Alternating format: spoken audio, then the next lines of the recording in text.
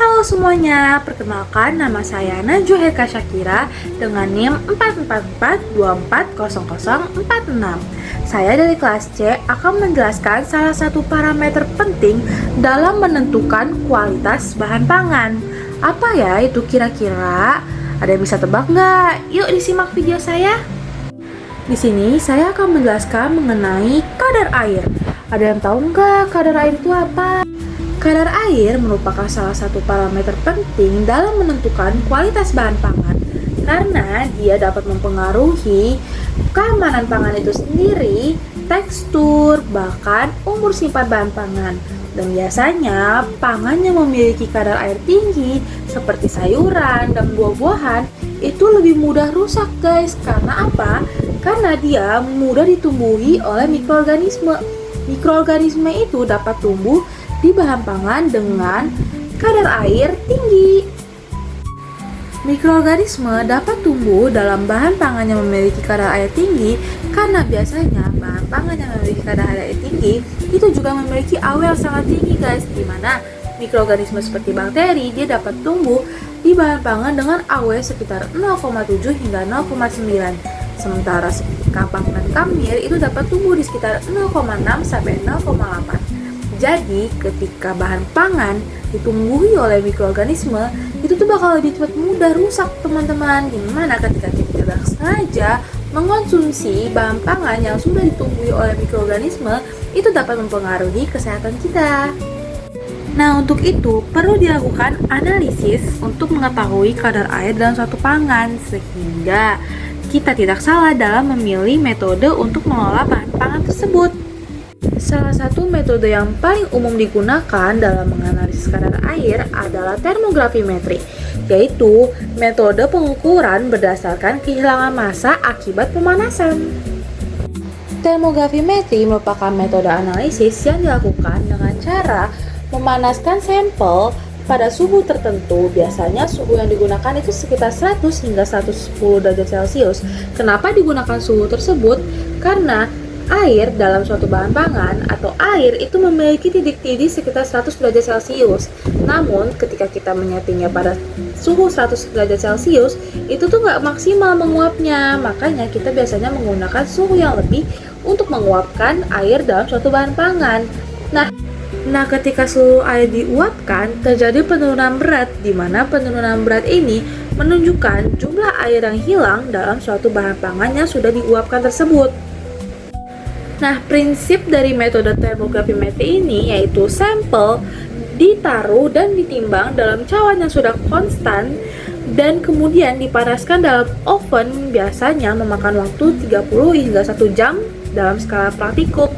Kemudian akan terjadi proses penguapan air, lalu ditimbang kembali hasil pengovenan pertama dan dilanjutkan lagi pengovenannya sampai mendapatkan berat konstan, di mana berat konstan ini merupakan berat yang dimana ketika kita membandingkan berat pertama dan berat kedua itu dua angka di belakang komanya sama teman-teman gitu.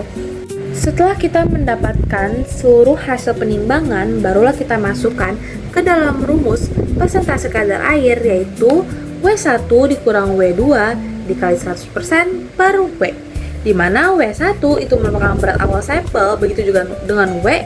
Kemudian W2 itu merupakan berat hasil setelah dikeringkan dan dikali 100% sehingga didapatkan persentase kadar air dari suatu bahan pangan yang kita akan analisis.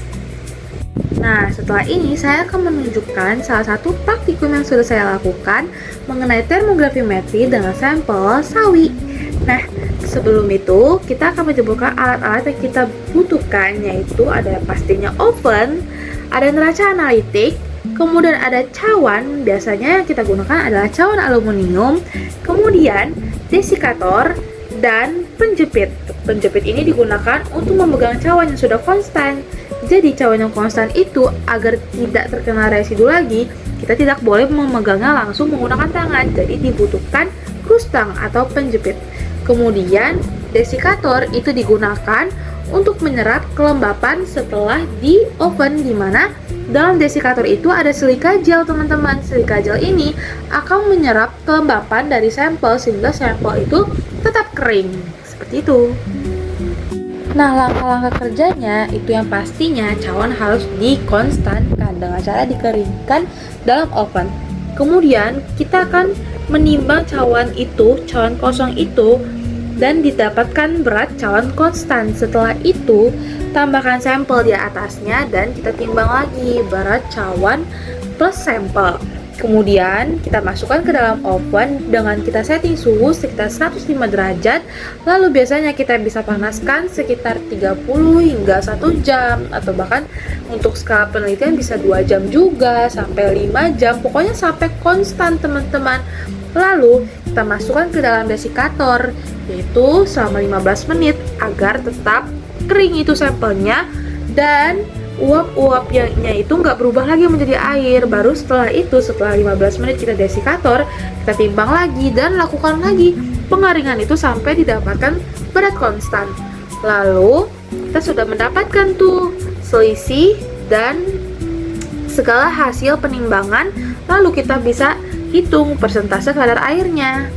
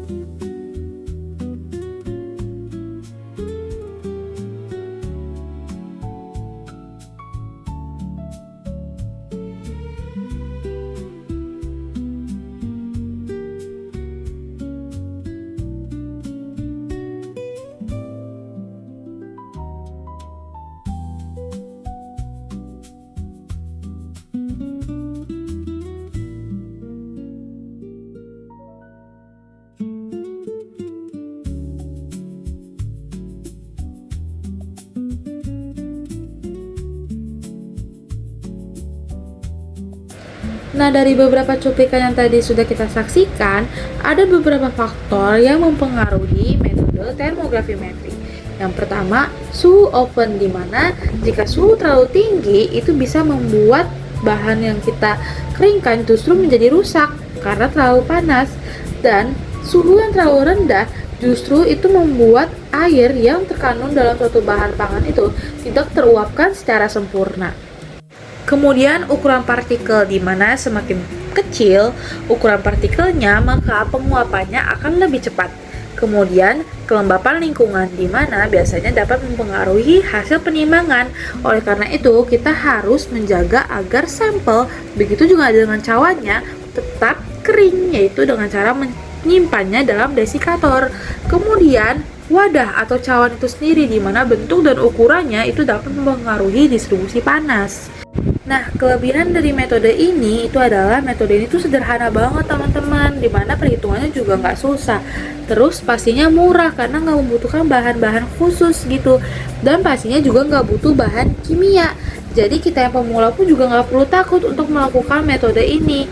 Dan yang terakhir itu akurat untuk banyak jenis bahan pangan. Terus kekurangannya adalah dia tuh nggak spesifik teman-teman, senyawa volatil yang lain itu juga bisa aja ikut terhilang gitu ketika si bahan itu kita keringkan. Terus juga waktu analisisnya tuh lama ya teman-teman, dimana untuk skala penelitian aja tuh bisa memakan waktu 3-5 jam. Kemudian juga nggak cocok untuk bahan-bahan pangan yang sensitif terhadap panas seperti itu. Nah, kesimpulannya adalah termografimetri itu merupakan metode penting dalam analisis bahan pangan di mana prinsipnya itu berdasarkan kehilangan massa akibat pemanasan, di mana biasanya metode ini tuh banyak digunakan luas dalam industri maupun laboratorium. Di mana dengan kita menggunakan metode ini, kita bisa menentukan kualitas dari produk yang kita uji, stabilitasnya dan umur simpannya. Seperti itu, teman-teman. Nah, sekian dari saya. Terima kasih sudah menonton. Maaf apabila ada salah kata. Wassalamualaikum warahmatullahi wabarakatuh. Bye-bye.